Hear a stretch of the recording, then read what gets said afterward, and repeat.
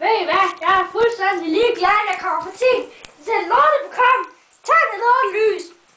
Hvordan er det, man tænder på det? Er det hernede? Ja, jeg er lidt langt af det hele. Sådan der. Så fik jeg tændt på.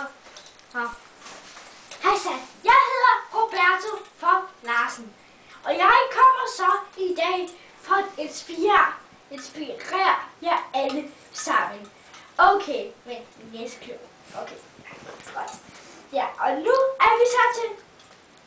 Undskyld mig lige. Jeg har en bred ro på de dumme klokker, der sidder på min hat. Hold jeres kæften. Roberto, det er tid til fuck, vi hader årstider. Jeg hader årstider. Nej, jeg vil bare udstatte de dumme. Er der nogen, der har en saks? Okay, ja. Hvad er den lortebog? Er det den her? Fuck, jeg hader årstider. Okay.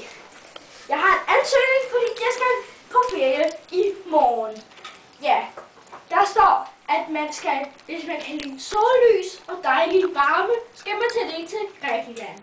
Og hvis du vil have kulde, så skal man tage op i Kanariske bjerge. Okay, så står der noget, hvis du kan lide regnvejr, hvis du kan lide kulde og varme på samme tid, ja, så skal du selvfølgelig gå ned til jordens kerne. Der er koldt og varmt. Og det er pis, regnvejr. Ja, men det kan jo regne ned ved fuck, men du lugter kameraen.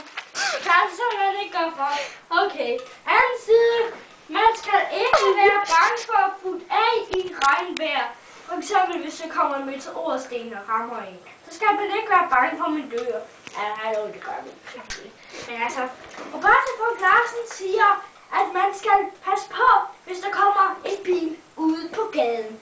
Fordi så, ja, tag lige det. Du skal flippe ud. Tænd det lortelys! Tænd det! Jeg læser lige her, jeg kan simpelthen ikke se noget i det her lorteskrift.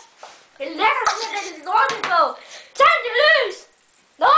Okay, og det var så tak for Roberto for Larsen i aften. Du skal